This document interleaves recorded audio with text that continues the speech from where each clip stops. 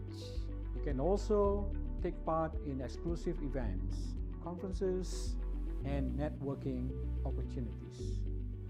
Your resume will be noticed more by employers. You could become an in-demand professional, not only in Malaysia, but also beyond. Your chances of getting a really good job is higher because many employers specifically looking for candidates with degrees recognized by professional bodies. We want you to succeed not only in your studies but also in your career after you graduate.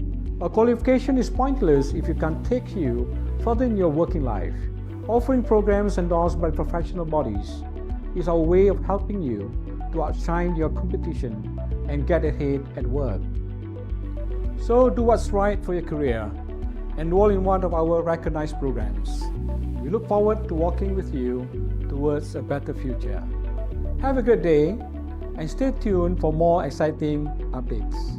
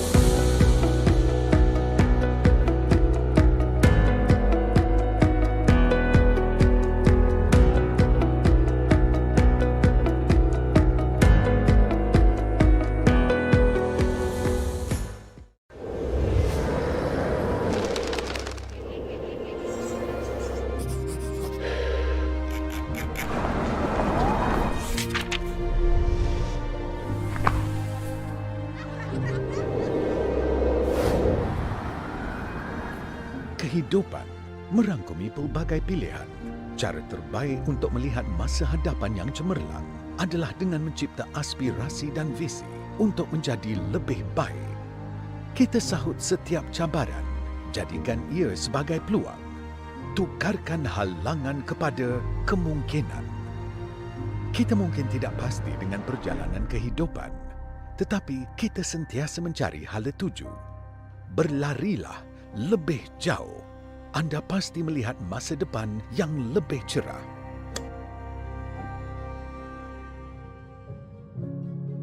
Di Open University Malaysia, kami mencipta peluang untuk semua sebagai institusi pengajian terbuka dan jarak jauh yang utama. Tanpa mengira di mana anda berada, berapa masa yang tersisa dan komitmen kehidupan anda, kami menawarkan sistem pembelajaran yang fleksibel, mudah dicapai dan kos yang berpatutan. Kami menawarkan program-program yang telah direka khusus untuk memenuhi pasaran industri dan kehendak pemacu ekonomi global.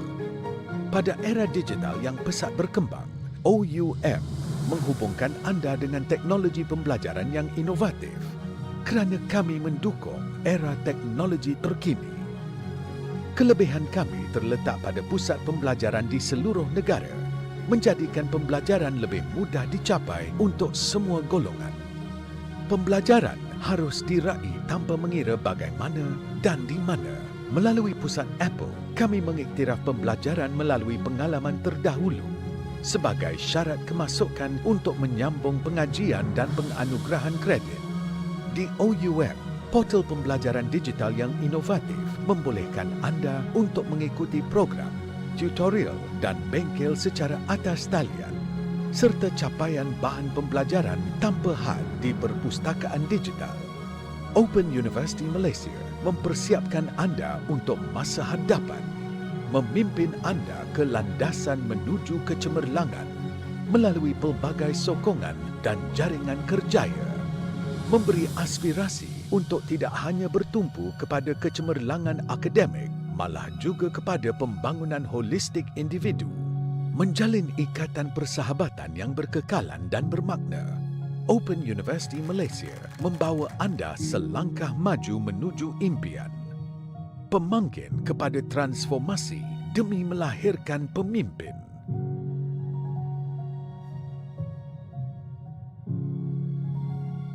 Open University Malaysia, universiti untuk semua.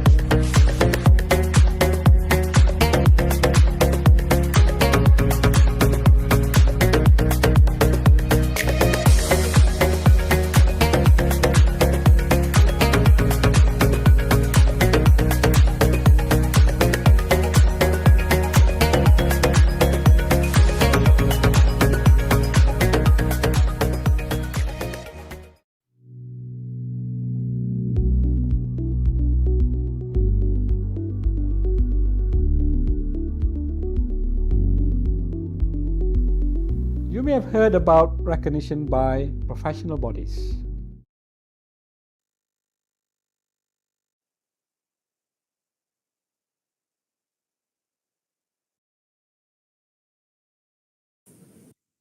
Okay, Bismillahirrahmanirrahim. Assalamualaikum warahmatullahi wabarakatuh. Selamat pagi semua.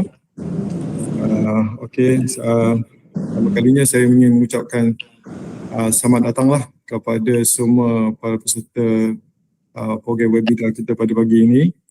Okey, tak lupa juga pada kita punya speaker jemputan kita, Mr. Henry, dan OUM jugalah. Okay, saya Zamiri, Nur Zamiri Azam bin Mat Jamil daripada OUM Ipoh, host anda pada pagi ini insyaAllah.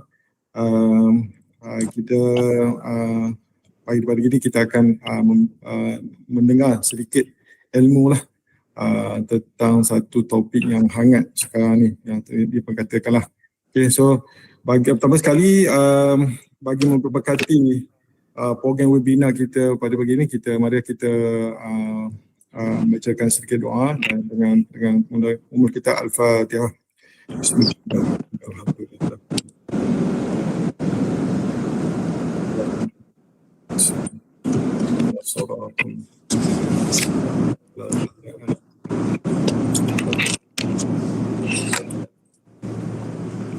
Bismillahirrahmanirrahim. Alhamdulillahirabbil alamin wassalatu wassalamu ala asyrafil anbiya'i wal mursalin wa ala alihi washabbihi ajma'in.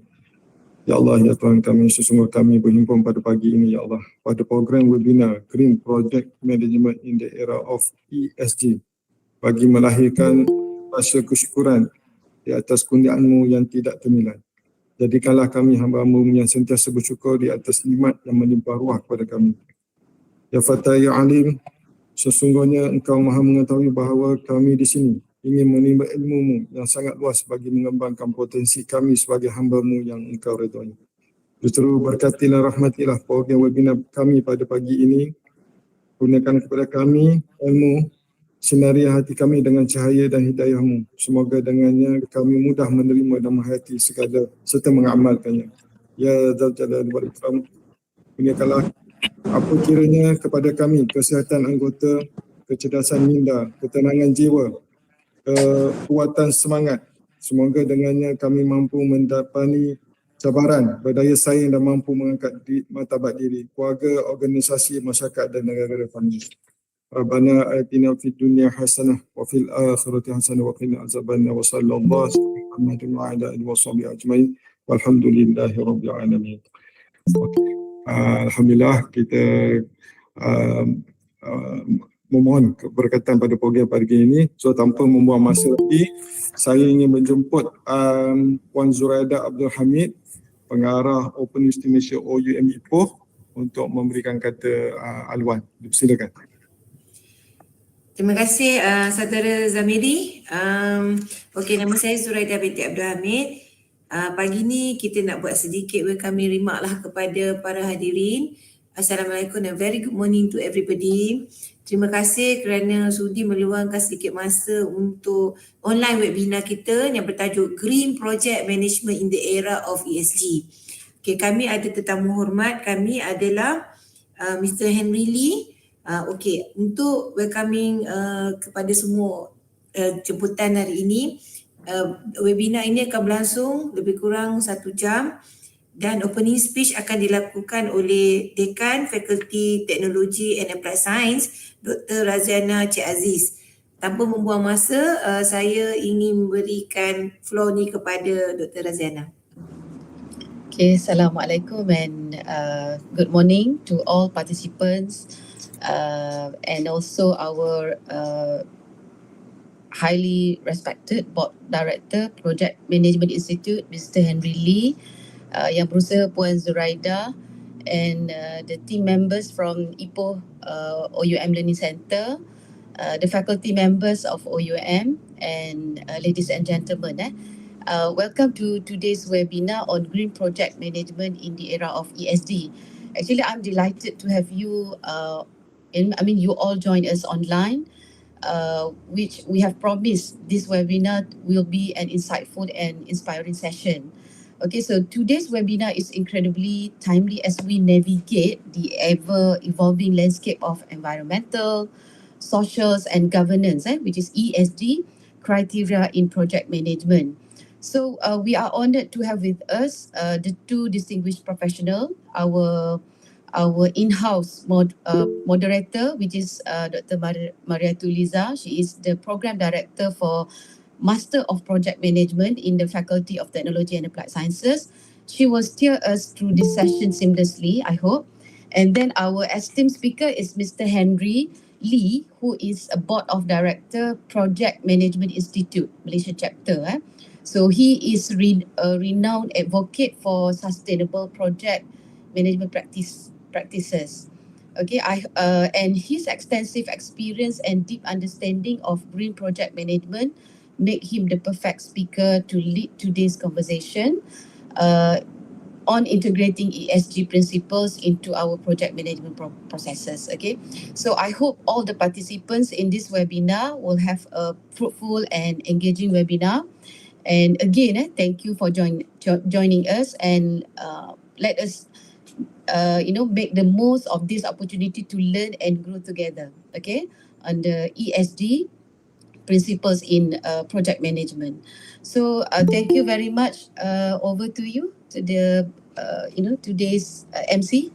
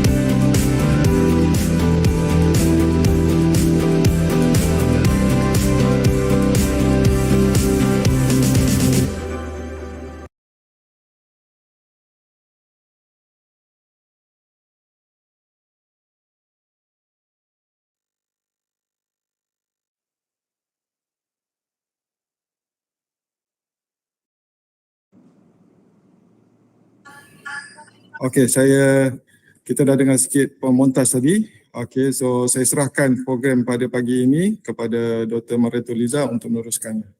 Dipersilakan Dr.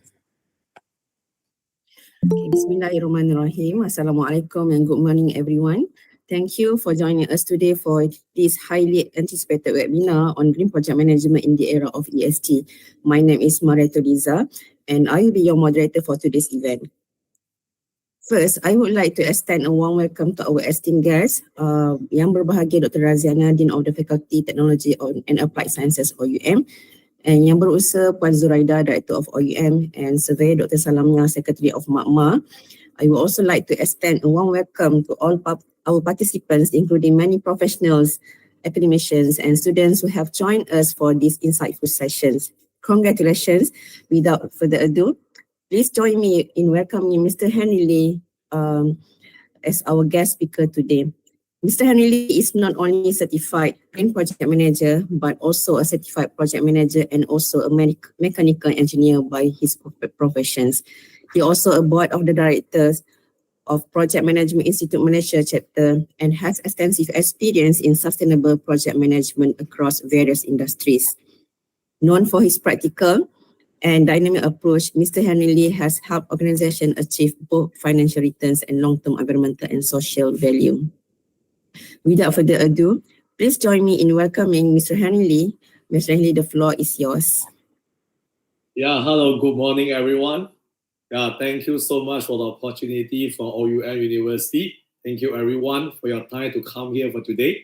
So today I will do my 1000%, okay, not 100%, but 1000% to everyone to share about my experience and my knowledge about green project management in the era of this ESG.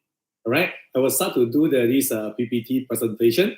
Right, let me share the screen to every one of you.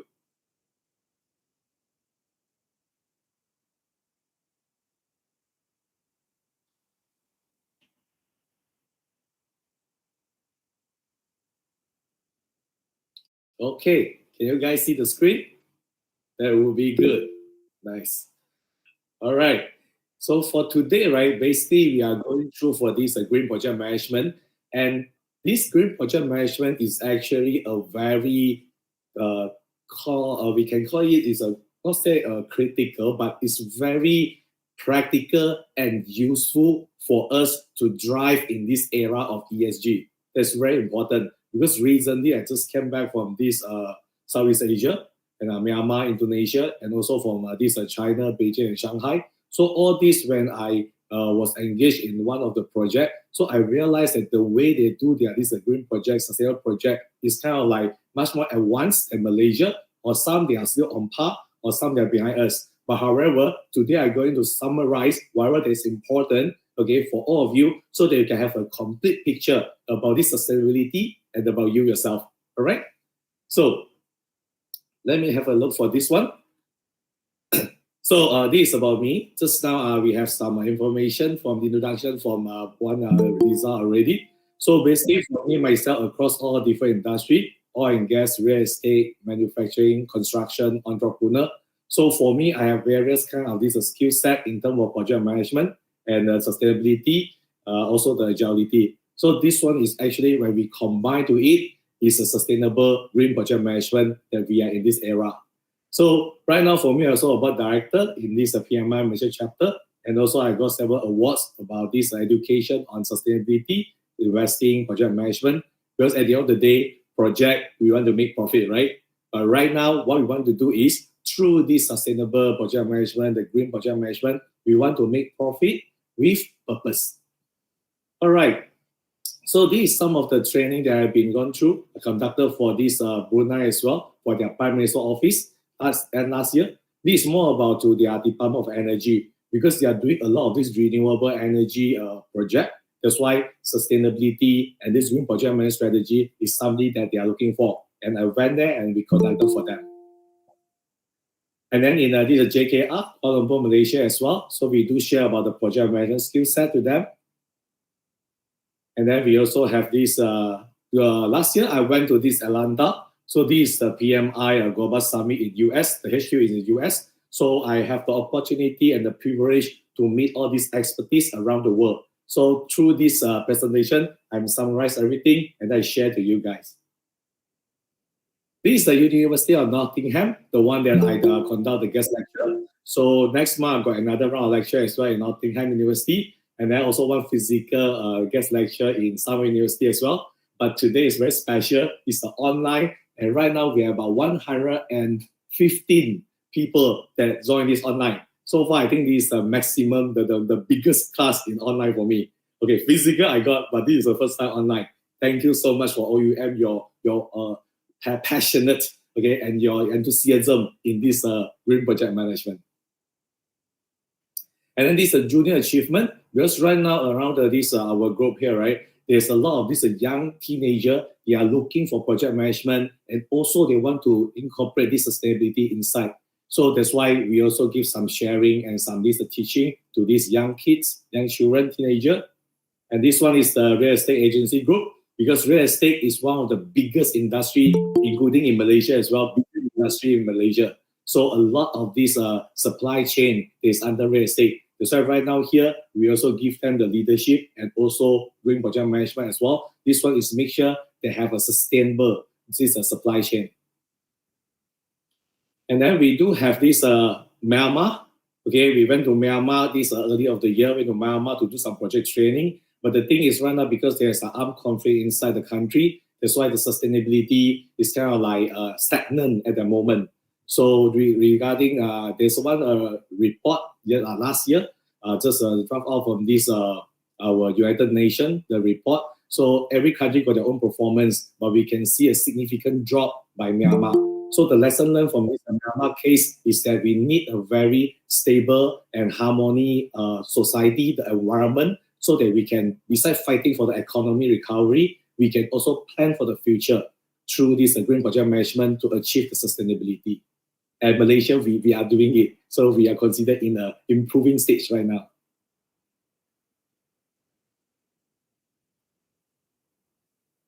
So another one is this one, the sustainability consultancy firm. So this one is one of these very famous consulting firm in Kuala Lumpur here. So they mainly are the expert in consultancy for the sustainability part.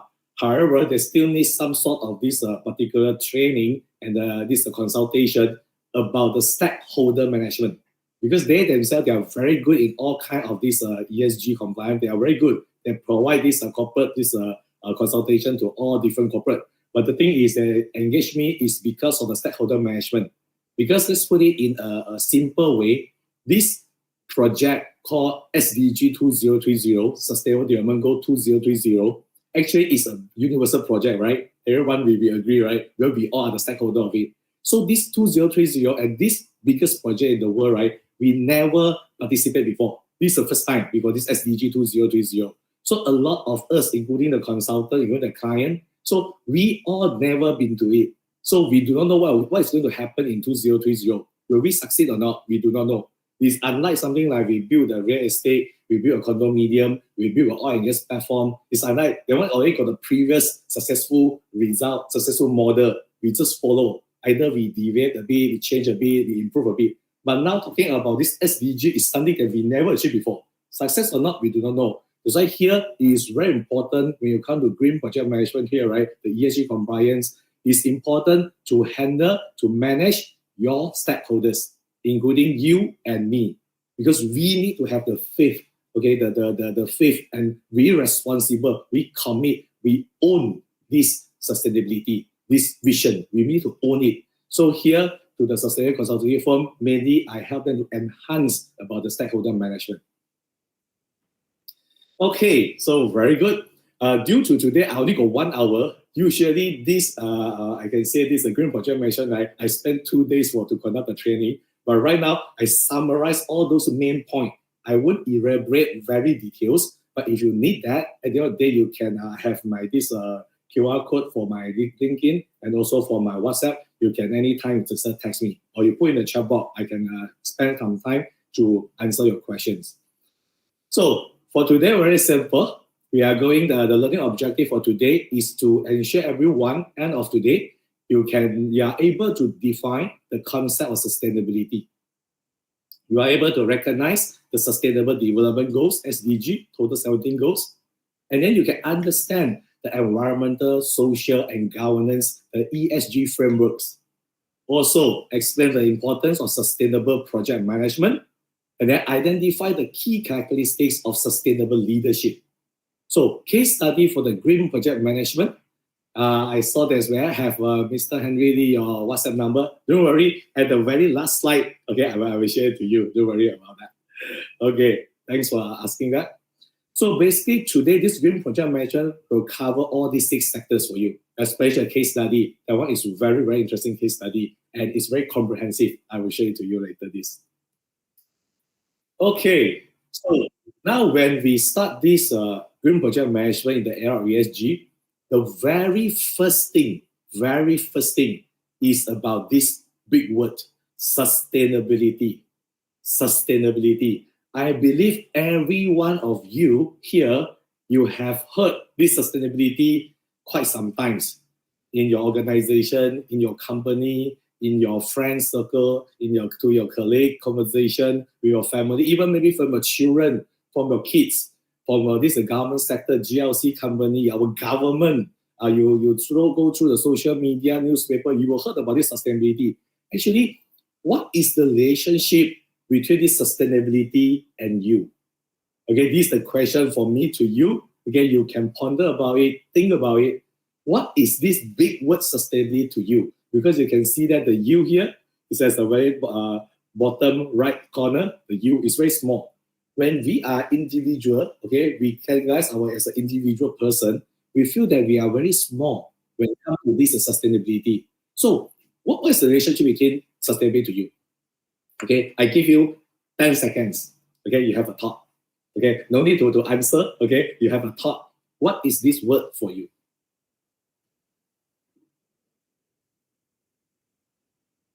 Okay, because today we have around about nearly 120 people. So I won't ask one by one of you. So let me share with you. After I gather, okay, I do some survey and then get the feedback from the organization, different industry, also from this different country. So let me summarize to you. Actually, put it very simple. I want to create the relationship for you. All right. So this one is the sustainability and you. In between, there are many layers, as you can see from here, right? So you can see the very first one, sustainability is the first line, right? Sustainability is the first line. So this one, I try to make it like this, and easier for you to see. I set a big one. So the layer by layer, easier for you to see. So the very first one, the top line is sustainability. This is the big word, right? And we as a individual person like Saya and you, we are at the very bottom level here. So when this sustainability, right, is introduced by this United Nations saying that we need to go for this sustainability, the vision sustainability. So actually we can break it down, this sustainability, into SDG goals. because it's very kind of like intangible for us to measure sustainability, for us to achieve sustainability. Like for example, you want to achieve success. So what kind of success you mean? I want to make a lot of money. What do you mean by make a lot of money? 1,000, 100,000, 1 million, 10 million. So that's why as a human being, we need to have a definite goals. Okay, what is the target that we need to achieve? That's why sustainability, here United Nations, they break it down to SDG, Sustainable Development Goals, total got 17 goals. So from these 17 goals, right, because we are in different nature of business, you are in different industry, some in oil and gas, some are in this real estate, some are in education sector, some are in this food and beverage, some are self-employed, some are housewife, some are teenagers, some are students. So how can we achieve the SDG goal? Since we are in from different background, different nation, different industry, different business nature. That's why here we have this framework. We call it ESG framework, environmental, social, and governance.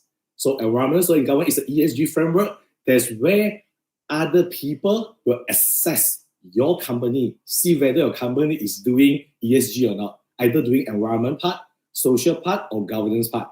That means from the SDG goal itself, 17 goals, we can categorize it into different categories.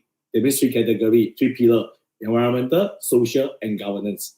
So this is something that, then we know that, for example, my company is a so-called this water treatment company. So for me, mainly the majority, when we do the materiality assessment test, more likely we will go for environment. Because that's a top priority to us. A water treatment company, I make profit through providing water treatment services. So the environmental, this one is the utmost important for me to practice, for me to implement first in my this ESG compliance. Social will become a second, governance can be secondary. So it's something that we can segregate, can understand which one that we go first, because we all have limited resources, including your company, my company, and our society, our nation as well. So this will be easier to us to identify, this is ESG, which one we go for.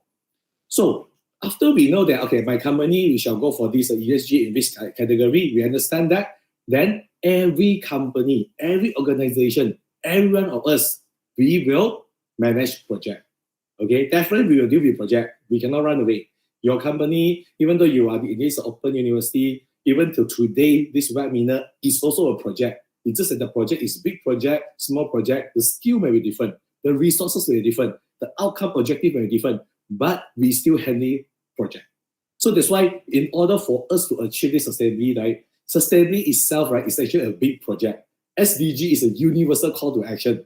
ESG compliance, also a project, it's just like the ISO compliance. You need to do ISO, you need to do ESG compliance.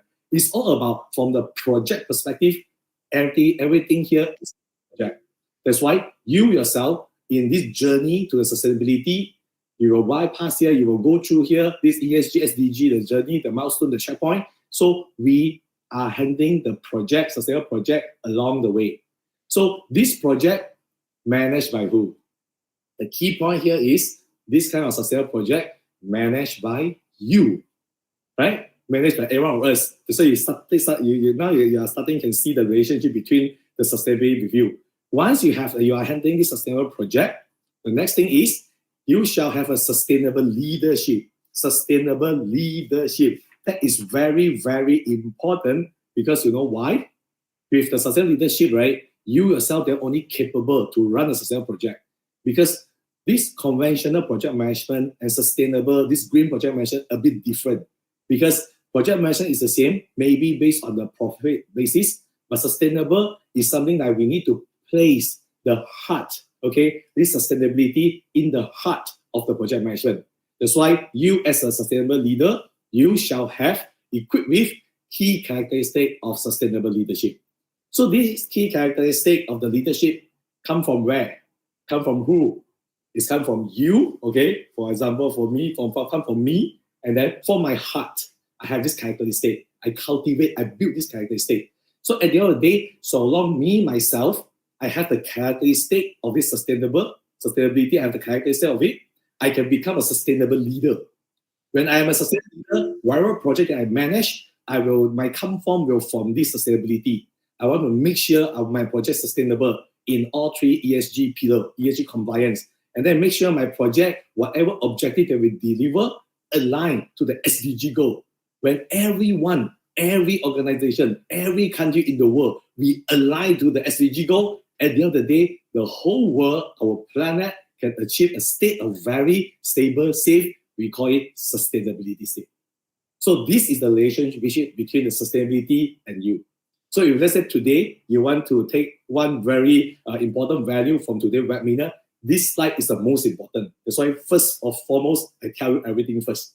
Then after this, I will go into detail one by one. Is that okay? So any question you can ask, don't worry on that. So now I minimize this screen first so they can see the overall this Google Meeting skill. All right. So if you have any question, you put in the chat box. All right. So now I'm going to share with you this video first regarding this the starting of this SDG until the state of right now, what is happening right now. Because when we talk about green project management, actually we want to align to this SDG goal. Okay, in the era of this ESG compliance, we want to align the SDG goal. So let us understand what is started, what was started, and then what is the status right now. All right. For this one, I'm going to share the video individually, so that area of you can listen clearly later. This, let me share to you. Okay, you shall be able to see this. Okay, you shall be able to see the screen. Let me play it. It is so decided. In 2015, world leaders made a promise for the well-being of all people and the planet. We need action to reach the Sustainable Development Goals by 2030. There's progress in life expectancy and disease prevention.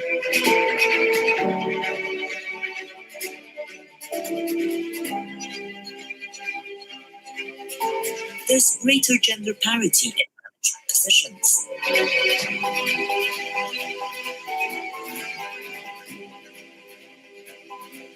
Many developing economies have seen a growing middle class. Safe sanitation and basic hygiene services are becoming the norm.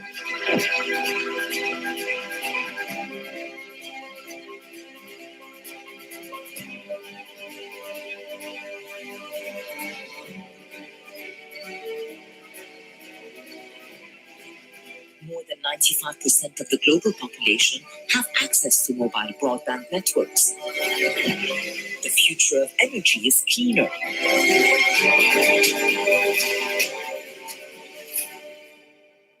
Unfortunately, at the halfway point, only 15% of SDG targets are on track, and more than a third are stagnated or in regression.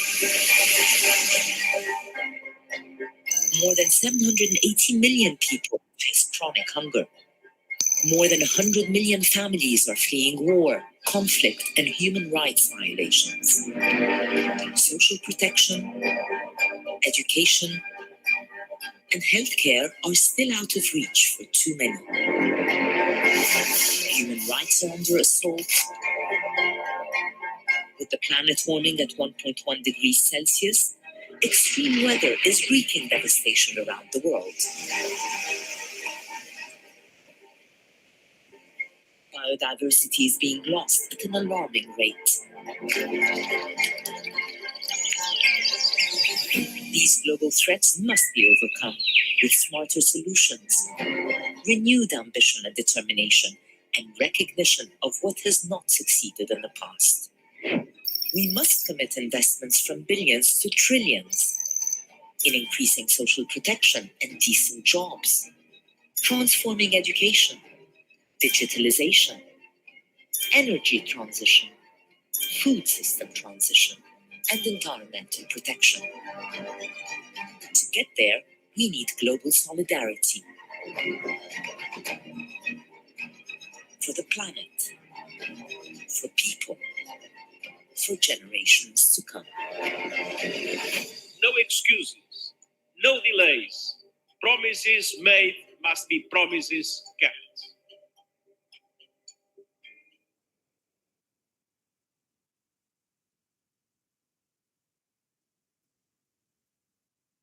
Okay. So just now when we go through this video here, right, it's very obvious that we have two messages because we go through all this, we realize that this SDG 2030 started from this 2015 until 2030, total 30 years. However, now midpoint last year, midpoint, 8 years gone, we left only about 7 years. Right now, two key points here is that only 15% of the SDG targets are on track. That means somehow, whatever project that we initiate, okay, around the world for the past 8 years, only 15% are on track. The rest somehow back to the conventional project management skill set, conventional old way of doing works. It is very important that we need to aware and we need to keep reminding ourselves, if we still insist to walk the old way, it's impossible for us to reach the new way of sustainability. It's impossible. That's why this is very important that we must not say throw away the old way. Old way is our golden, precious experience. Just at the old way here, on top of that, put the sustainability. Then we can move faster and more efficient so that we can reach this sustainability in year 2030.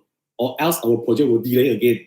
Then we need to extend to 2040, 2050, even 2100. So there's something that we don't want to happen and we want to see. So here, that's why it's very important that whatever that we promise, our country promised to the other nation, we people, our organization promise our country, our federal government. So all these promises about the sustainability, we make it, we must keep it. So that's the essence of these two things.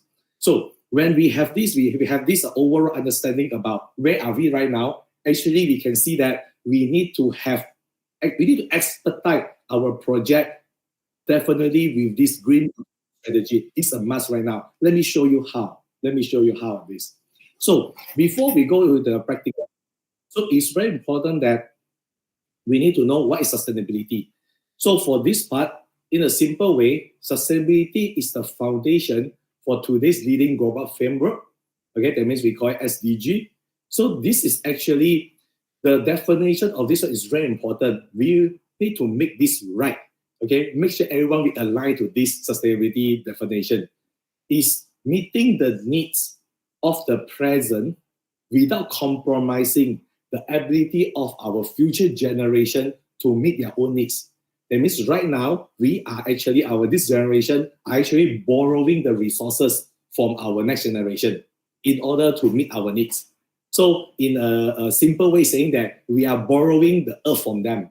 One earth, not enough for us to spend. We borrow their earth. So it's not fair to them. And our earth cannot sustain at the end of the day. So by doing this, we must have this, the concept of sustainability is in 3 pillars. So the first one is about the planet, people, and the profit. Or we put it in environmental, social, and economic.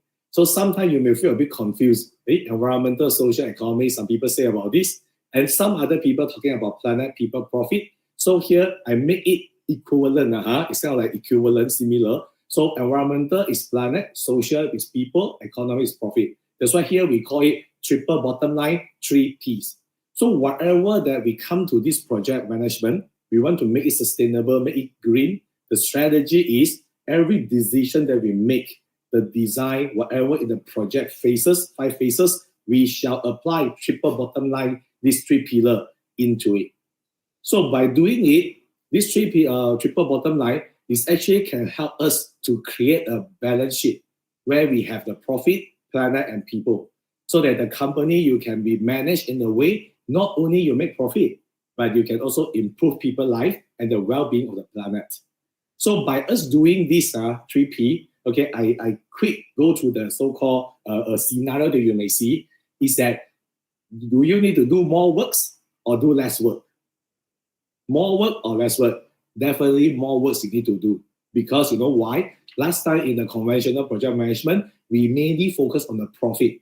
Yeah, we do some CSR, okay, to care about the people. Yeah, we will use some environmental friendly equipment to take care about planet. But right now, we need to do it in a magnitude, a scale that is much bigger because 2030 is coming. So here you can see the upcoming, when you do sustainable project, right? The green project management strategy that you use, you need to spend a lot of time during planning stage about the planet and the people. So I can say that more works to be done. So be prepared when it comes to this sustainable project management. You want to do green, you be prepared. More works to be done because you need to consider all three balance sheet, the planet and people.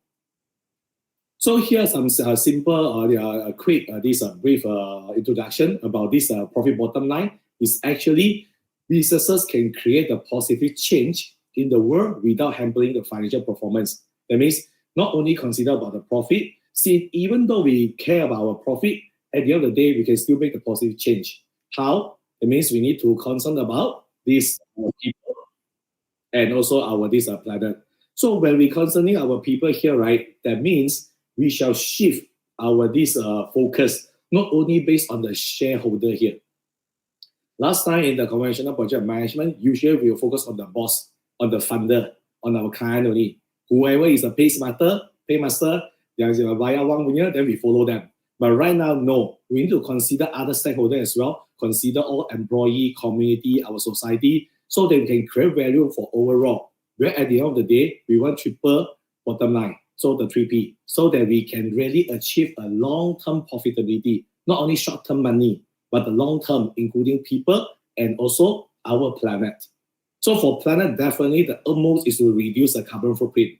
So every company, every business, so we will try our best to design, to plan it. At the end of the day, our business model, whatever logistic plan, your design plan, engineering design, so you can actually reduce the carbon footprint at the end of the day.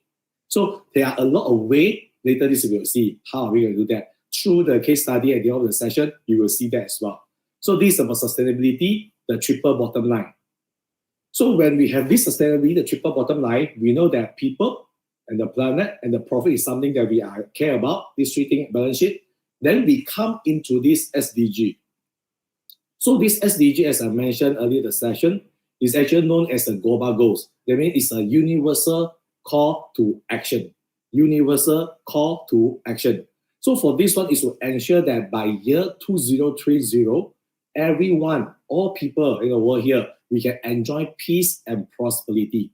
If let's say we can uphold the triple bottom line, the people, the planet, and the profit, so we all can enjoy the peace and prosperity as well. So basically, how can we achieve that? Usually we people, we have to ask how to do. Tell me how to do. So that's why we have these 17 goals, 169 targets, and more than 200 indicators. This one you can find from the website of the United Nations, very clear, 17 nations. But let's say if you need some details, okay, you can just text me. I can give you those details here. All other 17, all in the PDF here. Very, very clear, all everything in detail. So basically, this one is to cover the 5 dimensions. So you want to know, we want to understand how SDG, they design it, they structure it. It's actually covered by these 5 dimensions: people, planet, prosperity, peace, and partnership as well. So these 5. That's why this one is to stimulate the action for the 15 years from 2015 until 2030. So for us, if let's say, for example, today only you start to play seriously, okay, and I want to know more sustainability. Today only you join this OUF webinar, then you realize that, wow, this is first day I joined this project, SDG 3030. And I can tell you, when you join this project, our project already delayed. As you see the video just now, only 50% on target, so already delayed. So when you come in, we will push you, we will expedite you. If let's say I'm the government, if let's say I'm the United Nations, then I will push you, hey, human, faster. So I show you how are we going to encounter this kind of challenge. So this is the SDG. So this picture, I believe most of you understand about it, is about the SDG 2030. So from goal number 1 to goal number 17. So goal number 1 is no poverty. Goal number 2, zero hunger. Goal number 3, good health and well-being. Goal number 4, quality education. Goal number 5, gender equality. Goal number 6, clean water and sanitation. Goal number 7, affordable and clean energy. Goal number 8, decent work and economic growth. Goal number 9, industry, innovation, and infrastructure. Goal number 10, reduce the inequality. Goal number 11, sustainable city and community. Goal number 12, responsible consumption and production. Goal number 13, climate action. Goal number 14, life below water. Goal number 15, life on land. Goal number 16, peace, justice, and strong institution. Goal 17, partnership for the goals. You can see that I want to read it out loud to you. Goal 1 to goal 17. I don't want to skip it. Because sometimes we human were like, this one you read yourself, very simple one, you read after you design yourself. But here, due to the alarming signal from just now the video in the United Nations and current state, I want you guys, at least today, you understand goal number 1 to goal 16, 17.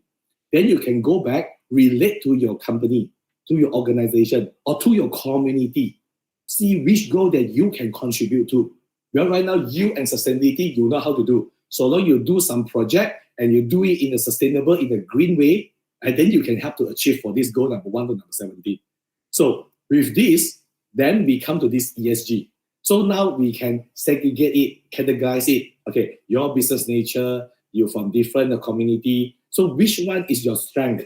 Which one is the most important? So let's just see about this ESG. Since we have 17 goals, not every 17 goals, not every goals you need to go for it. So let's go for ESG. So ESG complies the 3 pillars of sustainability, standing for environmental, social, and governance. So ESG is actually a framework that helps stakeholders, because you are doing business.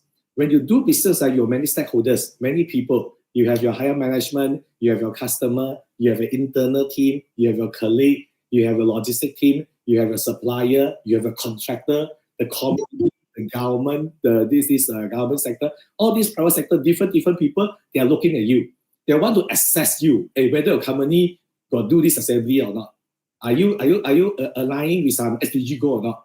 But then you say, my company is doing something like water treatment. My company is doing oil and gas. My company is a lawyer firm. I just provide service.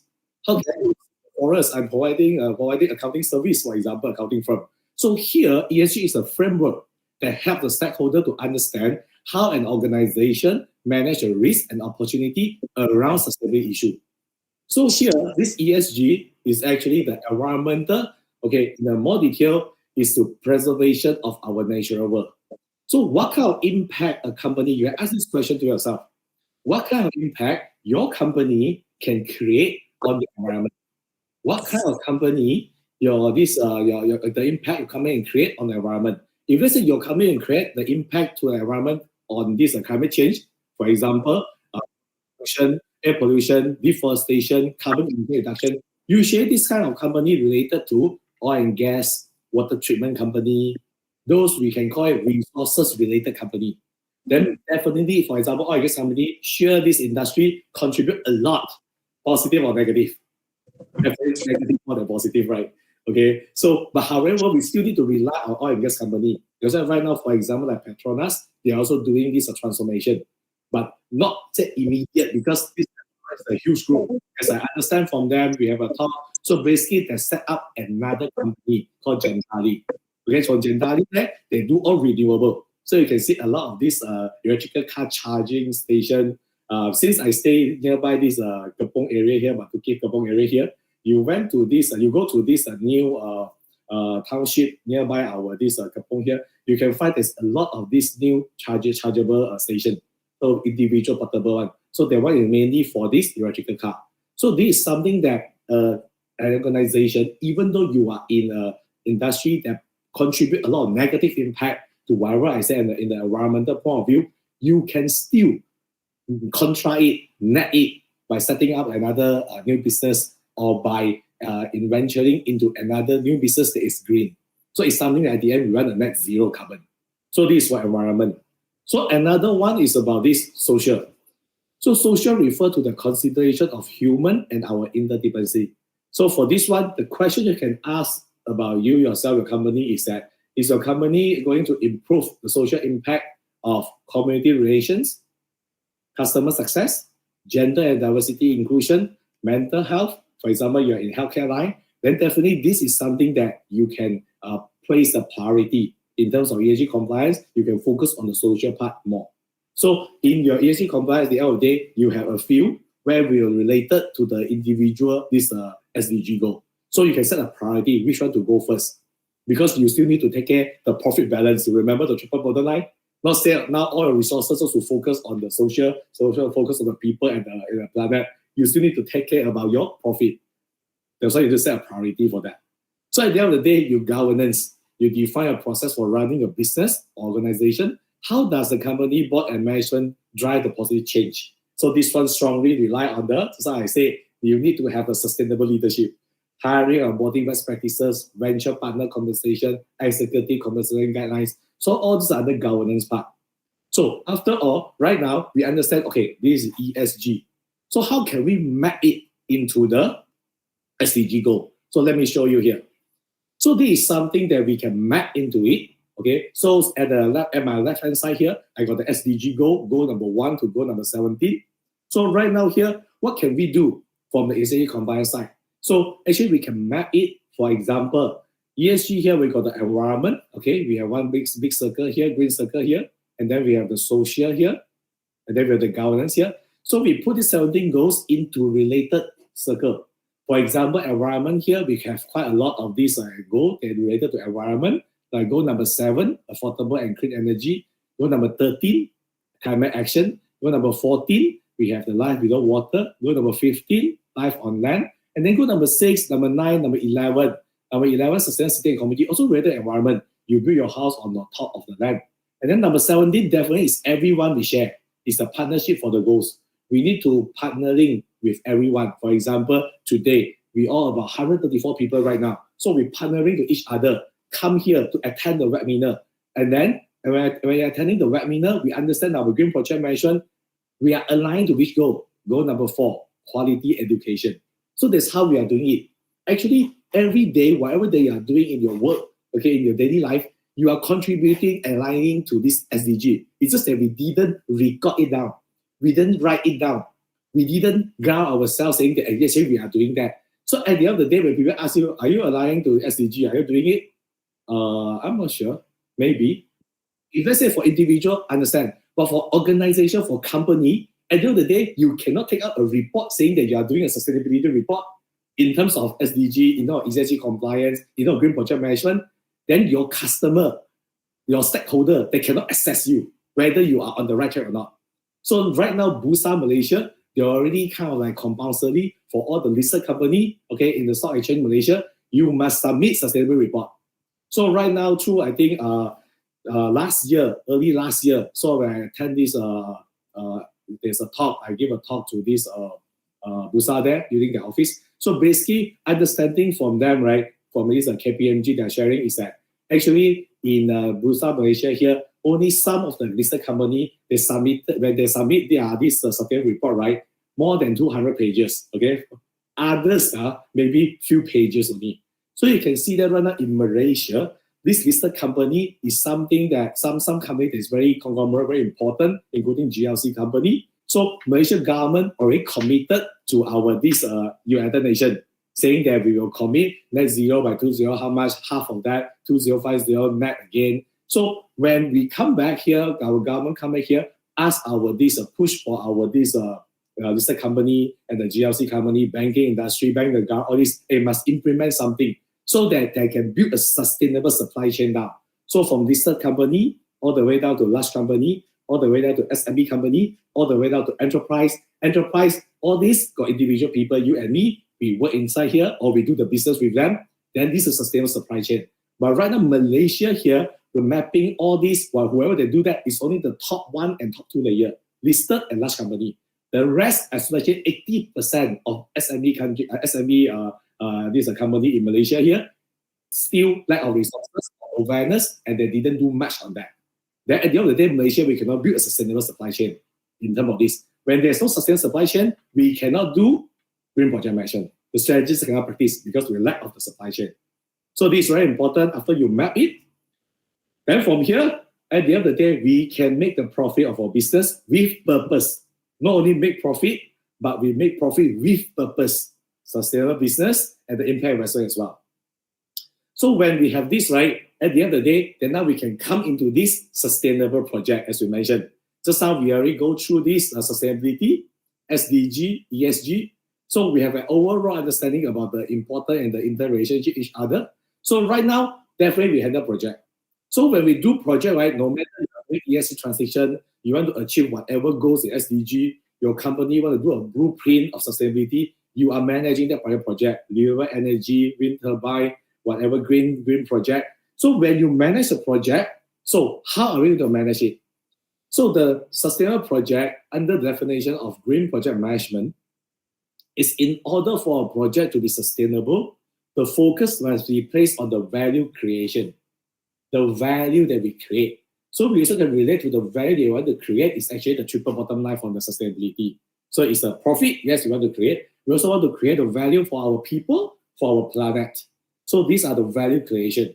So from here, you can see that to my left-hand side here, this one is the old way of doing project management. Okay, very old way. Okay, if you are more than, I think, 35 years old and above, then definitely you know about this. How are you going to do a project? Yes, I will deliver my project within the time, within the cost, within the scope, and then I meet the quality. That's it. But you will damage the environment, you know, doesn't matter lah. I don't care. So long I make business, I make money. That's it. I got business, I make money, I take care of my team, team. But right now, that's not the case. We already transit. Malaysia right now, our project management environment, we already transit. We are somewhere in the middle here through the value creation. So middle this part, majority of our company already, besides the time, cost, scope, and quality, we also consider about the risk, the project risk. We damage our environment or not. So we will care about the risk. We also will handle about the benefits. We will discuss, analyze the benefits. Is it worth for us to do this project or not? Well, at the end of the day, we want to have a positive value. We are already starting. Malaysia kind of mature in this area. But right now, for our Malaysia organization, we want to move these people all the way to total value creation. That means those value that we created is basically we do have this consider about the environmental, economy, and social. That means the three right here, we all consider about it, the three P. So by us doing that, at the end, we can make profit with purpose. So this is a total value creation. So you remember to start early the session I mentioned, if let's say you want to go for the green, go for sustainability, you want to use the green project management strategy, right? Are you going to do more works or less work? More work or less work? So my answer is more works, right? As you can see from where you see here, this one, the old way only focus about these 4 words only, simple. But right now, when it comes to total value creation, go for sustainability, wow, so many things to do. Risk, value, benefits, still not enough. Lagi other environment, economy, social purpose. Oh, boss, tak boleh lah. Susah lah ini. Then, where you need to go? You need to go for training. You go to webinar. Because this requires a lot of specialist knowledge. But don't worry on that. 2030 is coming. That's why OUMA also realized that, hey, tak boleh lah. I think we need to do something. Let's have a webinar. That's why we have this webinar to tell people it's time. Come out the urgency, okay, for us to achieve sustainability. So more work to do definitely, but this is not only for our generation, also for future generation. For those who already got married, ada anak-anak punya, definitely. I got 2 anak perempuan, 2 daughters, 14 years old and 10 years old. I also sharing my side to them. I just tell them that I'm so sorry, we already borrow your earth, we borrow resources. I promise I will contribute to this goal number 4, quality education, to make awareness, to create awareness, so that more people can be more mindful, so they can maybe expedite in their delivery, so they can achieve a positive outcome for sustainability. That's the commitment for me to my 2 daughters. All right? So for sustainable project, right, it's actually at the end of the day, we want to ensure a net positive environmental, social, and economic impact. Because at the end of the day, that's what we want to achieve. So now it's time. Okay, this is a very important activity. It's time to meet our mother. All right. So what does it mean? Okay, again, it's another a video. Okay, let me show it to you. Okay, this is a very video. So this video is actually related to this produced by Apple. If let's say you use an Apple phone, Apple Watch, MacBook, all this. So by Apple, you have a look. So see how they so-called record down those projects that related to this sustainability, how they present it, how they do it, how they make it in their blood of life, in their working life. Okay, let us learn the best. Okay, learn for the best. Okay, let me share the screen to you first. I will speak quite fast because I have a lot to cover, but due to the time constraint, okay, sorry on that. I will do my very, very best. Okay, this is the one. Let's have a look. Okay, cool. Okay, let's watch a video, and then you'll notice what kind of project they run. Okay, how they manage it. Have a look. Oh, that's the video. All right. there's a video, there's a meeting with our Mother Nature. So I believe most of us will never expect this kind of meeting. Okay, I also never expect, but the Mother Nature will give us some hint. Ada banjir ke sini sana. So there's a lot of work that we really need to do. So from just now, right, what we saw from the video, right, is actually there are many projects already initiated, not only by Apple, in all countries. In Malaysia, also a lot of this sustainable project being initiated. You can see here is like carbon footprint project, phase out the leather casing, carbon neutral for office, reduce water usage, 100% clean electricity, supply chain to commit, shipping by ocean to reduce the transport emission, recycle material. Last time we talked about environment friendly, recycle. Now recycle is just part of sustainability. Go for green investment, shift to carbon neutral product, no bribery. Okay, this is very important in the government, so no bribery. So for all these, actually there are many projects here. You can see every single box is actually a big project. Under this single box, a big project, also got many small projects, and all these require green project management strategy. So from here, we can see that now we are in a so-called momentum, a pace for us to achieve the sustainable development goal once we're able to equip with this green project management strategy. We know SDG, we know ESG. So right now we have people, 8 billion of people in the world. In Malaysia, we got 34 million people. So right now, it's just equipped with the knowledge, equipped with the skill, we can go with green project management to expedite everything here. So here I'm going to show you this one very important strategy where I call the sustainable, this is a bottom-up approach. Because all this while, currently we can see that a lot of these organizations, they are saying that they are doing this ESG transition. That means the whole company got a blueprint, how to transit the company from this conventional business model all the way to a sustainable business model. So usually the first thing they do, the blueprint will cover the functional department. For example, this is a logistics department, this one is financial department, this one is the accounting department, this one is the engineering department. They will set up all those transformation plan for all departments to do. But the thing is right now here in Malaysia, there's one pain point where 80% of this SME, they're not there to move to this so-called ESG transition from top to bottom approach. They're not there to just change whatever their functional department immediate to the ESG compliance, because they worry that if let's say one of these logistics department, you want them to change. Immediate, for example, here got 3 projects running. So immediate for this logistics department, let's say this month, they need to calculate the carbon CO2 emission, the carbon footprint cannot be more than 1,000 ton CO2, no more than 1,000 CO2. Immediate for this SME, they do not equip with the skill set, the knowledge of sustainability, the green project management strategy. They do not know how to calculate the CO2 emission. They have a lot of questions, a lot of doubts. At the end, this particular fund department will break down at a certain period, maybe 1 week or 1 month. But within that 1 week or 1 month, the breakdown time, so until they find the solution, how to calculate the CO2 emission, how to be confident they can do the transition. But during that period breakdown time, all these projects 1, 2, 3 that they support cannot move. So that's why for SME, all the shareholder, they're not there to make this kind of ESG transition at the moment because they worry at the end, all projects stop and cannot make profit, and the company may go bankrupt. So that's why right now, what we're trying to do here is, what I'm trying to introduce here is, actually we use a bottom-up approach. Because at the end of the day, what we want is actually to achieve the SDG goal. ESG compliance, ESG transition, yes, it's from the top to the bottom.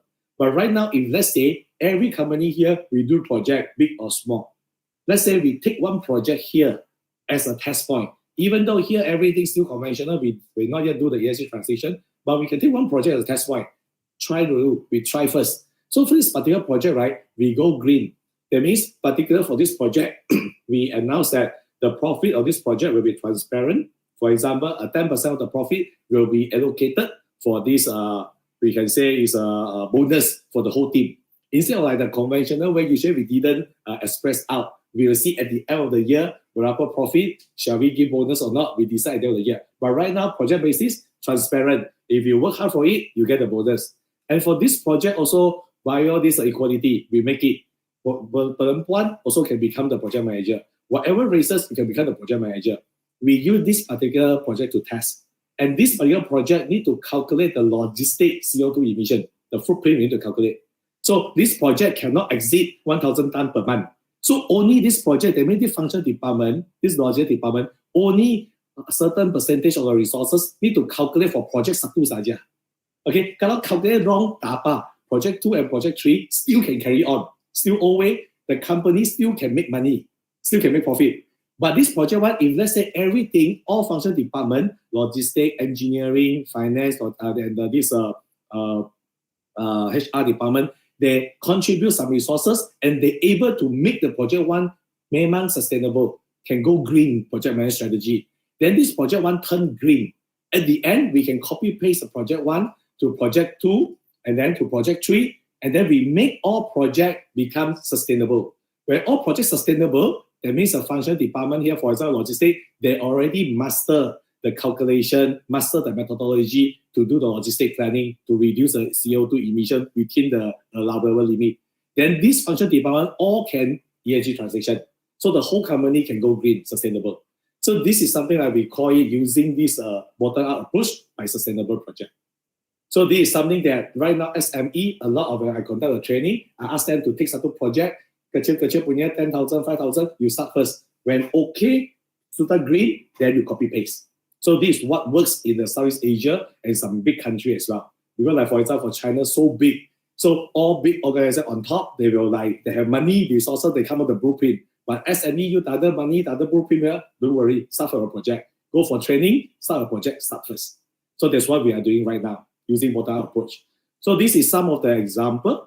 So for example, the employment, when we do project, right, green project management. So the project team, right, if let's say we put this sustainability in the design of our this project, so the project team should pay livable wages with equal pay for equal work.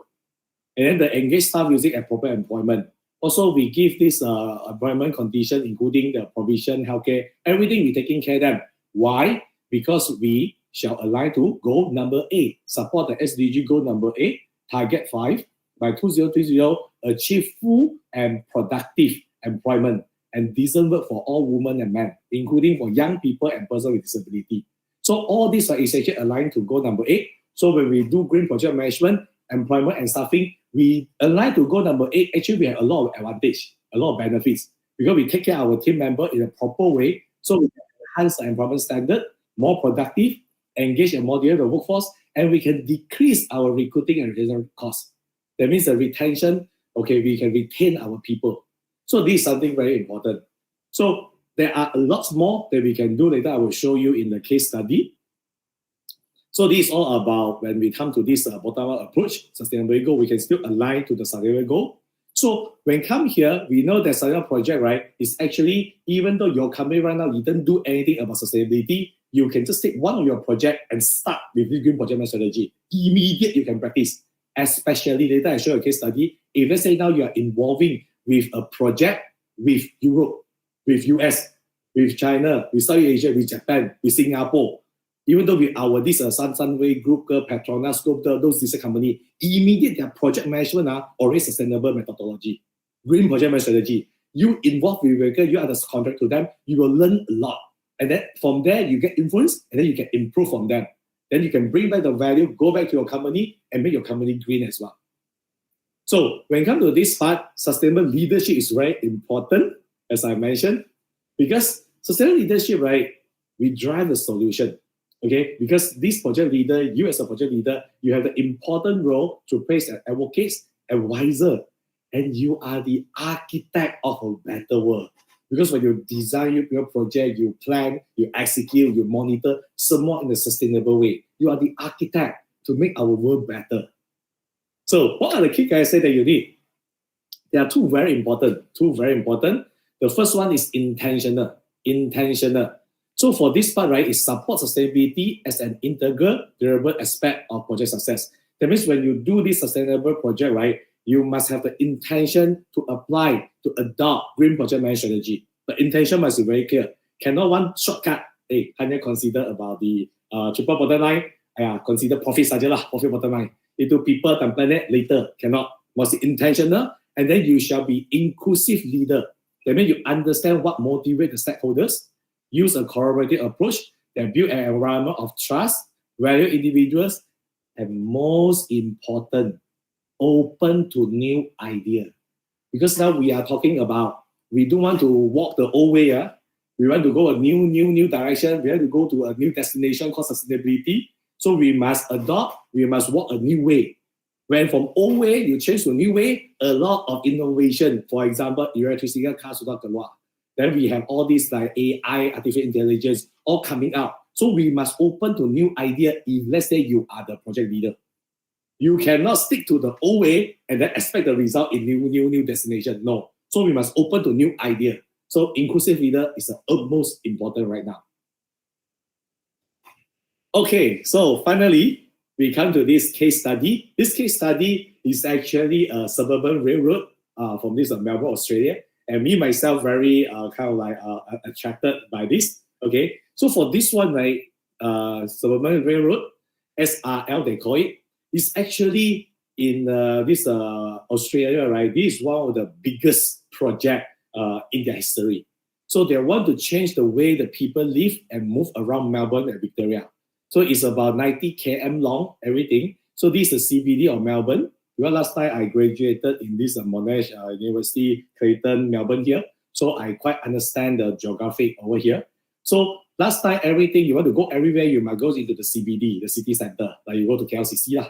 But right now, they want to build another railroad all underground, okay, in terms of sustainability, green project management strategy, everything underground, all the way outside of this, we call it the CBD. Because at the end of the day, by year 2050, this greater Melbourne will have 9 million people.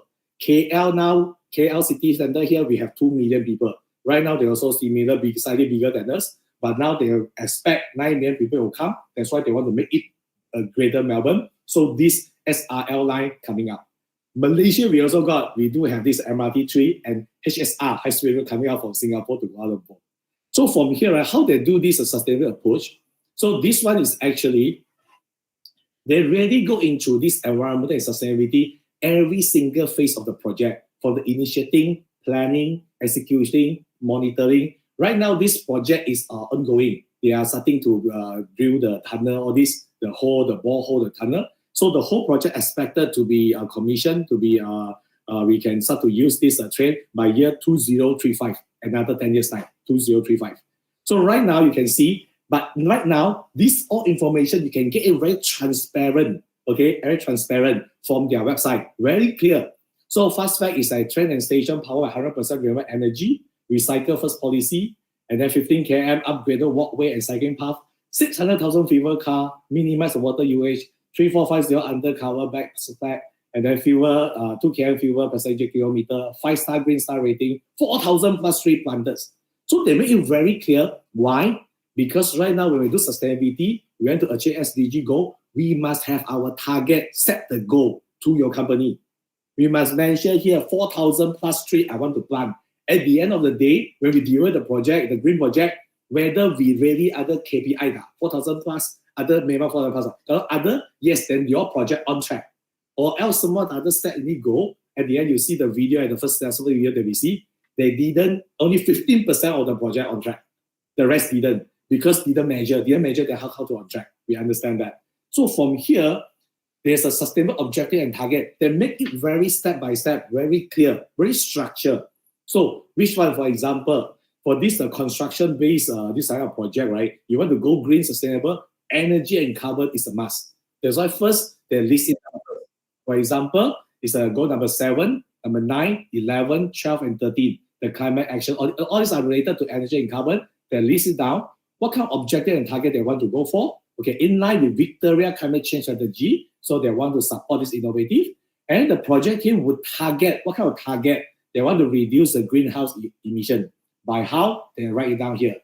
And then also, they want the project would seek to reduce upfront of embedded emission from material, go to material and supply chain. So the whole project team need to do a lot of more works to consider about the triple P, bottom line, and also the purpose. At least 20%, so that you can measure at the end of the day, you either achieve that. The project will prepare a carbon neutrality and offset, i.e. 2035, and by when you want to achieve it. And all real infrastructure, on-site real energy, off-site strategy, acknowledge for energy technology. So they acknowledge that energy technology are rapidly advancing. They prepare to accept new ideas. So for this one, at the end, some example, they show that reference project has sought to minimize energy. Okay, the project use of an alternating current system to powertrain. So that means throughout the planning stage, they already come out all the example initiative. So the whole project team, even though right now me here in Malaysia, I understand what they are going to do. I try to search for our Malaysia, some of the mega project. The information is there, but not that detailed until now. You go to their website, you see everything. Right now, even though I explain to you, let's say we all are the stakeholder, we are the investor, we want to invest in this project. You understand what is going on. And we are the stakeholder. We need to understand, then we can support. And where us doing here, you can see they have the 3.3, the water, also objective and target is very clear. And then they have all these 3.4, 3.7 is all in about 100 pages, some in 300 pages, everything there. So the community in this Melbourne, they all know about this project, Sustainable Way. So the aspect that align this Melbourne at the end will go to this sustainability. That's what we are doing here in Malaysia as well. But we just need to make a faster pace of it. So this is under this suburban railroad project. So finally for this part, right, let me quick show you, okay, about this, because this is kind of like important for you to understand about this project, because here in Malaysia, we do have some mega project coming up. So it's better that we get ourselves prepared, our team prepared, because the demand about sustainability is getting stronger and stronger. Okay, let's have a look on this video. The biggest public transport project in history is coming to Victoria. The Suburban Rail Loop is a new underground rail network connecting Melbourne suburbs. It will link every major rail line from the Frankston line all the way to Werribee, making it easier to get around Melbourne, between suburbs and to the airport. Starting near Cheltenham, it will connect the southeastern train lines with potential stations at Clayton, Monash, Glen Waverley, Burwood and Box Hill. Heading towards the airport, it will travel under the northern suburbs with potential connections at Doncaster, Heidelberg, Bundoora, Reservoir, Fawkner and Broadmeadows. It will connect to the new airport rail link, travelling from the airport to Sunshine, and then completing the ring of our suburbs on the Werribee line. The Suburban Rail Loop includes connections to major jobs precincts, universities and TAFEs, hospitals and retail centres. New regional rail interchanges will better connect regional commuters to every corner of Melbourne without having to travel into the city. When complete, it will carry 400,000 passengers a day, taking thousands of people off existing city-bound trains and 200,000 vehicles off congested roads. It will create more than 20,000 jobs during construction and even more after it. It's the biggest transport project in Australian history. The project a modern, roaring Victoria needs.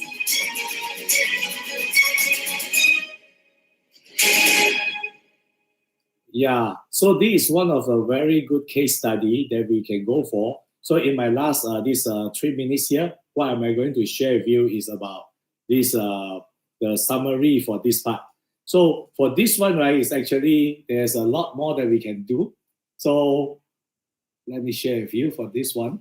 So this is a very good case study. And then of course, exciting, we have a trip. All right, we have a trip for this. Because right now I'm initiating, okay, a field trip to Melbourne. Because this project is definitely something, the value that we can gain, especially from the academic point of view, from practical point of view. So I'm initiating a field trip to Melbourne to visit this suburban railroad with the management team, with some site works. So this one, right, if let's say anyone that you are interested to be the co-organizer, to be the sponsor, or to participate, just welcome to reach out to me. So this is a future I'm trying to initiate right now. So it's the date that I propose here is October 28 to 31st. It's a 4-day straight night. So we'll go to Melbourne. So we'll go to study the field trip about this SL Suburban Railroad. So if let's say you guys really would like to have this kind of fun, okay, practical, so anything, you just reach out to me. All right, I need co-organizer. I thought I also need some professor, some of these academic expert come here so that we can create awareness, bring the value to our people here. So the last few slides, okay, give me another 3 minutes, okay. I know I studied over the time. So Green Project Management era of ESG, value creation is very important, value creation, so that we can link up this sustainability to us through, by us doing sustainable project, actually we can go for ESG, achieve SDG, finally reach that sustainability. So that's from us. So a bottom-up approach is what I recommended, okay, for our SME to start. Don't give any excuse or delays anymore, SME. Just take one project and start with the Green Project Management strategy. That's it. If you know, don't worry, go for OUM. Okay, OUM is here. They can support you. Okay, or you can reach out to me, also can, not a problem for that. So finally, a super quiz. So this is one of the equation. So here you guys are all the expert and you all are the professional. So do you know what is this equation about? Okay, maybe you can just type in the chat box. Okay, do you know what is this equation about? So the T definitely stands for the time. The T stands for the time. So T equals to 5y plus 7m. T equals to 5y plus 7m. Okay, I can see that some of you already can be able to get it. So this is the remaining time, the countdown time. Yes, exactly, 5 years and 7 months. Muhammad Ramzan bin Jafatel. Very good, good. So until 2030, not zero, correct. So until 2030, January 1st, okay, 1st of January, right now we only got 2001, 2024 right now, 2025, 26, 27, 28, 29, okay, 5 years. And then now it's 1st of June, so June, July, August, September, October, November, and December. 5 years, 7 months only. That's why from now onwards, if you're able to equip with this Green Project Management strategy, I can tell you, you deserve a better pay, better future, better career path ever. Because this is what we need. At the end of the day, I end today's presentation to you guys with a quote: to deliver a sustainable project outcome for every one of us to achieve the sustainability, we must place sustainability in the heart of project management. With this, thank you so much for everyone. So that's today's presentation. Thank you. I pass back to the MC. Okay, thank you, Mr. Henry Lee, for your insightful sharing on green project management in the era of ESG. Your presentation has shed light on the critical importance of integrating sustainable practices into our projects. Before we move on, I would like to remind all participants to fill up the attendance form to receive your digital certificate. The form will be closed in 30 minutes after this webinar sessions. So please make sure to complete it promptly. Right, we will now open the floor for questions. If you have any question for Mr. Henry Lee, please type them into the chat box. We already have a few questions coming. Let's start with this one from Muhammad Zairi. Okay, apakah pandangan Encik Henry berkenaan tindakan Singapura yang menawarkan penggunaan tenaga hijau bagi projek-projek mega di Singapura dan ianya berjaya menarik ramai pelabur. Sedangkan negara tersebut bukanlah pengeluar tenaga, malahan kini menawarkan kepada Malaysia untuk provide tenaga hijau tersebut kepada mereka. Ini dilihat satu tindakan yang berani dan bijak kerana berjaya menarik pelabur untuk projek mega dan menarik minat Malaysia untuk turut serta sebagai penjana tenaga hijau. Yeah, sound the line a bit break, so the question too long. Maybe can you summarize a bit so that I can make a quick response? Okay, right. Mr. Henry Lee is about Singapura yang menawarkan penggunaan tenaga hijau bagi projek. Sedangkan mereka tidaklah merupakan pengeluar tenaga. Okay, this I understand. Okay, I give an example. Because in Singapore, there's a different story from them because Singapore always want to be the hub of this Asia. So for example, when it comes to this tenaga punya issue, when it comes to these resources, natural resources, Petronas here, I did have a talk to them, one of the high management there. So in Malaysia here, the Bursa Malaysia, right now here, we launched this carbon credit. You can buy the carbon credit for those oil and gas industry where you have a negative impact in terms of CO2 emission. You are volunteer, you can buy this carbon credit from Bursa so that you can control your CO2 emission, then become net zero. This is something that Malaysia launching. But when Malaysia launching, Malaysia let the Bursa to take the lead. But Singapore, the Petronas guy went to Singapore satu conference. Singapore punya government come out. They push from Singapore government. We want you to do this. You can buy carbon credit. Well, instead of Malaysia right now, we still, because Malaysia will be very big, 34 million people. So somehow now is the driver is not directly from this government. So it's from this Bursa, from Bank Negara. So wherever I can see the impact, it takes some time. Your government is a small country, although they don't have this natural resource, everything, but they solely rely on this in terms of transform. So they want to do the trading part. So trading part, so they're very particular in this. So they use the government to push all the trading related. They want to set up the regulatory everything by themselves. Then in Asia, you come to Asia, you do business, Southeast Asia, people will tend to go to this Singapore. So there's something that I learned from the experience. So I come from a neutral way, whatever that I see, the experience, I just share. I'm not saying that they are better than us or we are better than them. But this is something that Malaysia here, there's still many works that we need to do because we do have the natural resources in our hand. We definitely can do better than that. Okay, thank you, Mr. Henry. One more question from Muhammad Zahiri. Jika kita bukan dari kalangan pembuat dasar polisi, apakah tindakan yang boleh kita lakukan di pejabat atau di tempat kerja sebagai rakan sekerja yang boleh mendukung agenda untuk ESG ini? Yeah, it is definitely one thing that we can do is actually go to the Sustainable Development Goal. Karena itu goals under SDG goal 17 goals under whatever. Just how I spent United Nations come out in this SDG 17 goal. So semua kerajaan in the world, semua kerajaan pun berdasarkan ini SDG 17 goal to determine the policy of the country. So sekarang Malaysia, one of the country also we are structuring our this regulation for ini sustainability. So the basic is for SDG. So sekarang the whole world is structuring their own. ISO pun ada, Sirim pun ada, semua pun ada. So which one to follow? So right now, if let's say for us individual, for a small company, right now you yourself, you want to practice something, you can just refer to the SDG goal. For just what I mentioned just now, SDG ada banyak goal, ada banyak target, 169 targets, ada 200 plus indicator. Dia ada cakap bagaimana measure punya. You hanya go to a website, you choose those goals that related to your company punya business, and from there, you can buat sikit-sikit planning. How are you going to align the SDG? So even though after this government, state government, federal government, or your organization come out some blueprint, some of this regulation, some of the rules, but tak akan rally banyak. Kerana semua pun berdasarkan daripada SDG 17 goals. So you are safe enough. Okay, thank you, Mr. Henry. Because we are running out of time, I can read only one more question. Okay, it's about from Muhammad Ramzan.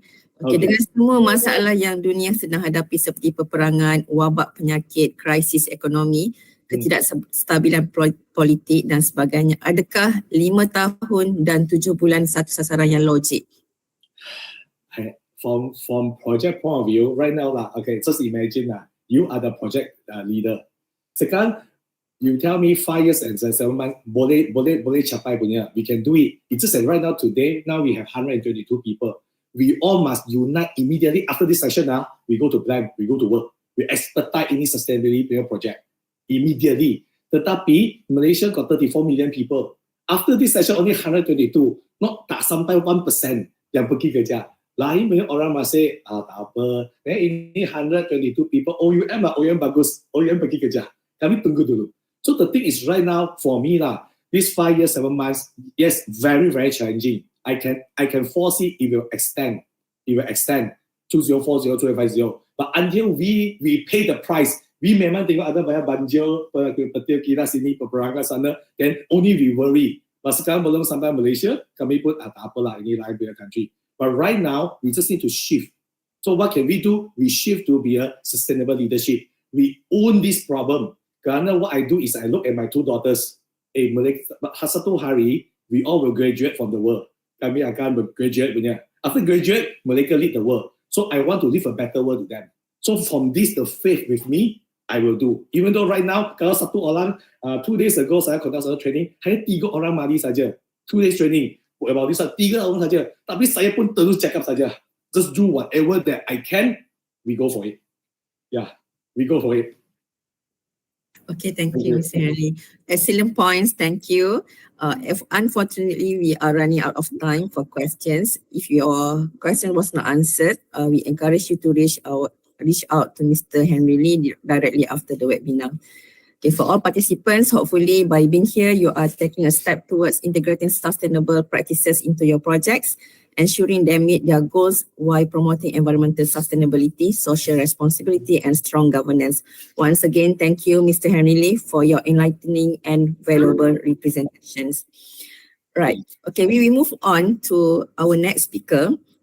Please welcome Surveyor Dr. Shamila Yaakob, the Secretary of MAPMA, who will be sharing about MAPMA. So Dr. Shamila, the floor is yours. Okay, Assalamualaikum, very good morning. Thank you for the organizer to OUM to give the opportunity to MAPMA briefly explains about the MAPMA. Alright, can MAPMA Secretariat share the presentation?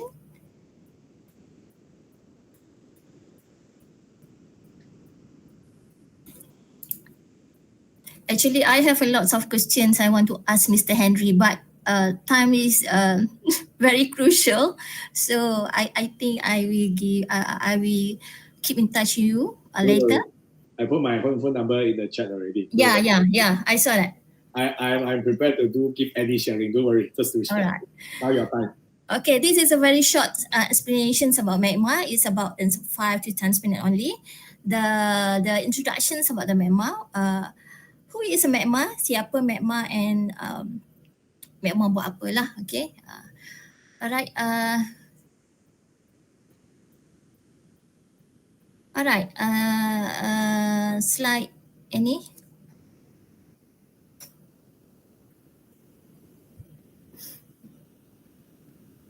Full presentation, please.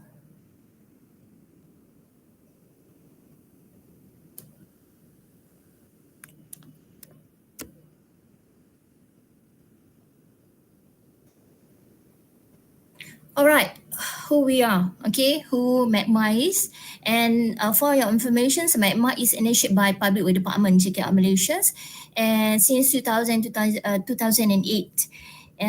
to drive the professionalisms and maturity levels in practice and assets and also project management. And MAPMA, we are focusing more on the project management, and also right now we are focusing on the asset management. Okay, these topics on the sustainability is very important, and then it says that we have to follow, and then we have to focus on the sustainability, not in the projects management only, but for asset management. All right, this is we are focusing on the competency developments, and then for the membership expansions, and also international recognitions for asset and project. Okay, next.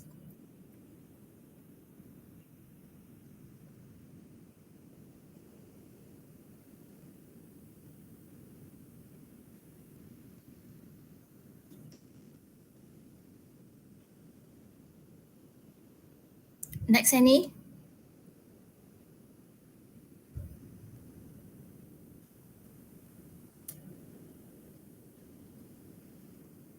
Okay, this is our visions and also our missions. And then our missions is to be a leading organizations in the areas of assets and projects.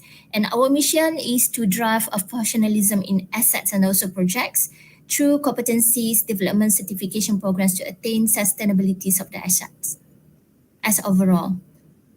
Okay, this is MAPMA and also locals international affiliates, which is we also affiliate with the asset management councils from Australia, and then also global forums on the maintenance and asset management. MAFAM, IEM, Student Engineer Malaysia, Agile Consultancy, Megajati, Training Organizations, and also PMI Malaysia. Okay, this is our MAPMA Council's member for session 2022-2025, which is our president is Dato' Engineer Roslan from Jabatan Kerja Raya Malaysia, and then deputy president is Syarul Nizam, Tan Sri Samsudin, which is from UM Agenda. And then we have a vice president 1 and vice president 2, Dato' Abdullah, and then Dato' Izwan from PGH CEO from PGH, and then me as a secretary and the assistant secretary from KKR Kementerian Kerja Raya. Our treasurer is from UAE Agenta and assistant treasurer we are from Jabatan Kerja Raya Malaysia. Okay, then this is our council members, which is we have Engineer Dr. Ahmad Firdaus from Jabatan Kerja Raya Malaysia, and then Dr. Azizur Rahim from Jabatan Kerja Raya Malaysia. Our councillors is Muhammad Faiz, Saiful Izam is from UAE Agenta, and our councillor Rosnita Othman is a retired KKR, and our past councillors, immediate past president is Datuk Sri Haji Muhammad Zulkifli Sulaiman, and also our new elections, our councillor is Professor Surveyor Dr. Azlan Shah Ali from University Malaya. Okay, this is our honorary members, MAPMA from past since 2008 until 2019. Alright, next. Next is our memberships for MAPMAs, and then we have honorary members, 500 members, and then right now we have 600 ordinary members with the 45 certificate members certified on the asset management for Cha'am program certification with the Asset Management Council. And then we also have one associate member, 23 corporate member. All right, next.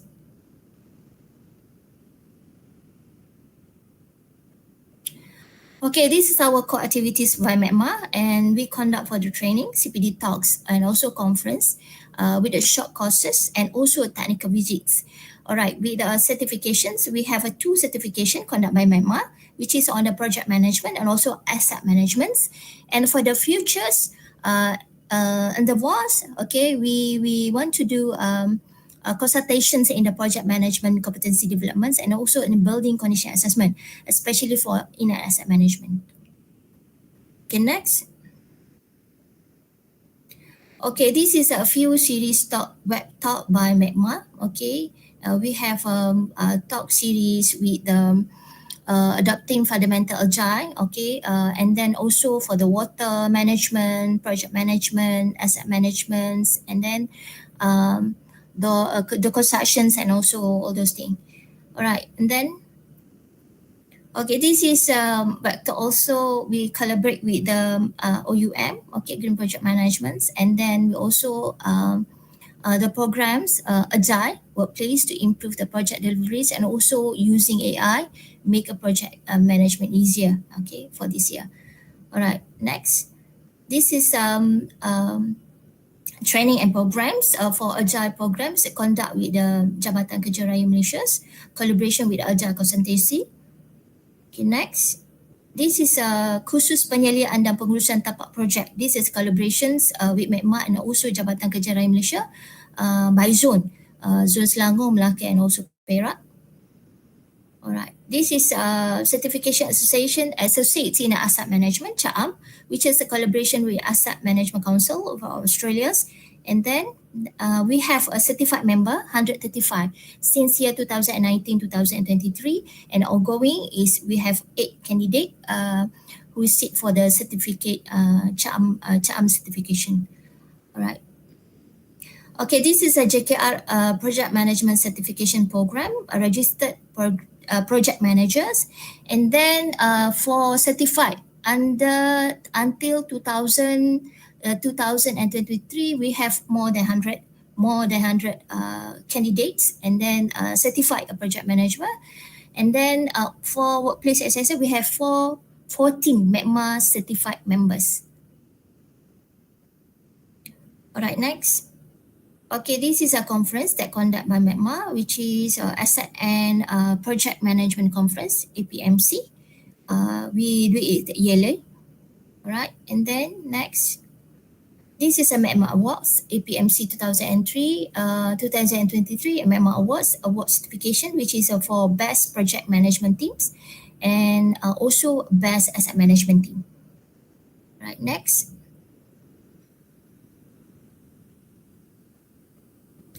Okay, this is a MAPMA social event that conduct by MAPMA 2024. It's MAPMA Golf Tournament. Next, this is a stakeholders engagement by MAPMA. Alright, courtesy visit. This is a various types of courtesy visit, and then this is collaborators for the advancements of the competency development and industry. We also have the institutionals, universities, UTN, okay, and then the others from Majlis Pembandaran Pulau Pinang and also Seberang Jaya in our collaborated teams. Alright, next. Okay, this is what we to offer. Okay, we offer in terms of project management certifications and project management. Project management certification, which is training and programs khusus penyeliaan dan pengurusan tapak projek. And then we also have a khusus pengurusan risiko, project scheduling, agile in project management, and also agilities at workplace. Alright. In the asset management, we offer for certification associated in asset management, SHAAM, which is training and programs, data and asset registrations, operations and maintenance. Building performance assessments, which is building condition assessments and then facility condition assessments, forensic inspections, upgradings and rehabs, and also for disposal for existing building. Okay, next. Okay, that's all for the short briefing about MAPMA, what we have to offer, what we can offer to you all in terms of the certification, expertise in the project and also asset management. So I thank you very much for the organizer. Thank you, Surveyor Dr. Shamila, for providing valuable information about membership in the Malaysian Asset and Project Management Association, MAPMA. So I believe that many of us here today are interested in these opportunities and benefit that come with being a member of such prestigious organizations. For those seeking to advance their careers and enhance their knowledge in asset and project management. Right, so we hope you found today's sessions valuable and inspiring. Now I will pass the event back to our esteemed MC, Mr. Zamiri from OEM Ipoh. Okay, terima kasih Doktor. Okay, thank you Mr. Henry atas penerangan tentang ESG ni lah. Saya pun baru juga lagi dengar pasal benda ni kan. Okay. Okay, so terima kasih juga pada Dr. Shamila atas penerangan tentang MAPMA. Okay, kita dah di penghujung program. Cuma untuk closing ni saya jemput Puan Zuredah Abdul Hamid perkara OEM Ipoh untuk memberi kata penutup lah. Dipersilakan Puan Zuredah. Okey, terima kasih banyak-banyak Saudara Zamiri dan juga terima kasih banyak-banyak kepada kita punya guest speaker ya, Mr. Henry, Dr. Shamila dan juga semua staff yang terlibat lah. Okey, saya nak share sedikit information berkenaan dengan OUM Ipoh. So OUM ni sebenarnya ada 35 cawangan. So kami berbesar hati kerana diberikan sebagai host untuk event online webinar ni. Thank you very much Mr. Henry. Something new that I also don't know. Looks like very interesting ya. Okay, saya nak share sedikit slide berkenaan OUM Ipoh.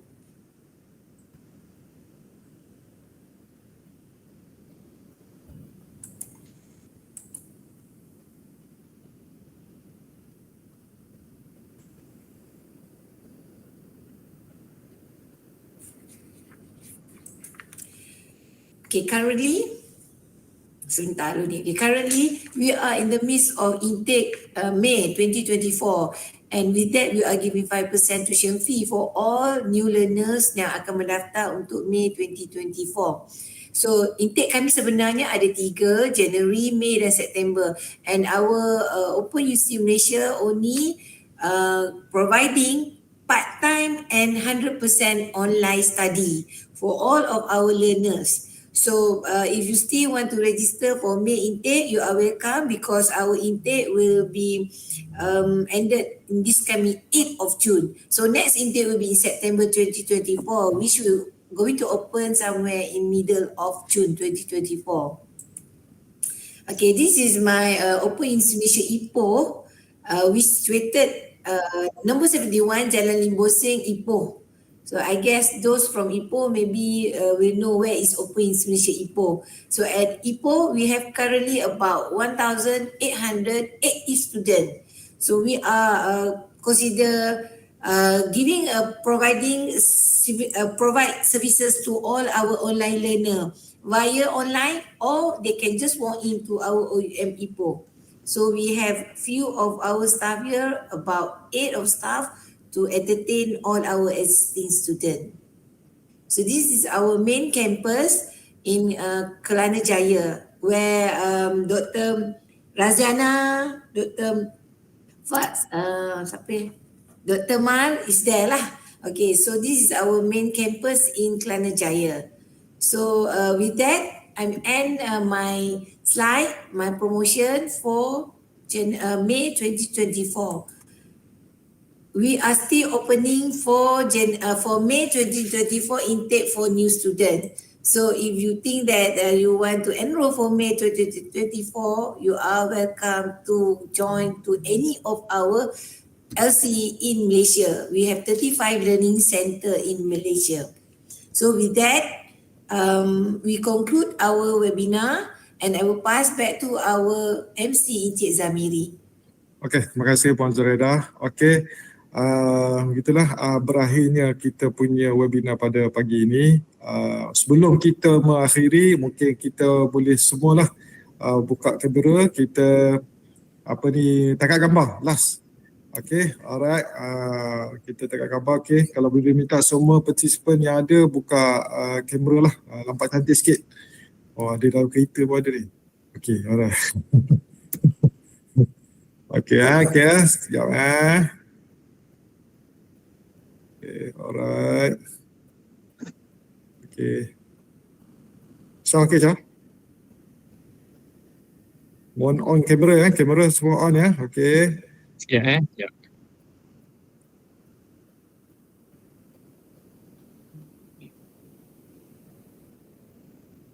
Okay, senyum semua .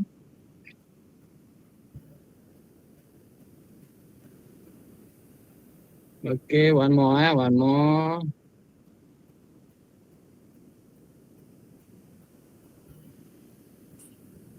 Okay, alright, thank you. Okay. Dengan sesi tersebut berakhirlah webinar kita pada ini. Kita akan cuba buat next session lagi, insyaAllah. Kalau ada apa-apa nanti kita akan maklumkan. Dan mana-mana partisipan ni mungkin boleh like Facebook dan IG kita lah, OEM SQ kita, Facebook kita, ataupun kalau dia serata Ipoh boleh dia OEM Perak lah.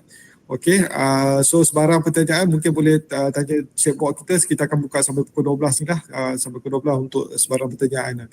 Okey, terima kasih semua atas kehadiran. Mohon maaf sekiranya ada sebarang kesilapan daripada saya, dan terima kasih. Jumpa lagi nanti.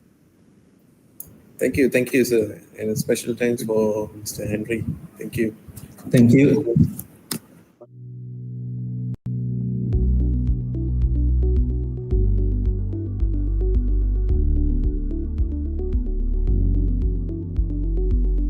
You may have heard about recognition by professional bodies, but do you know what it means?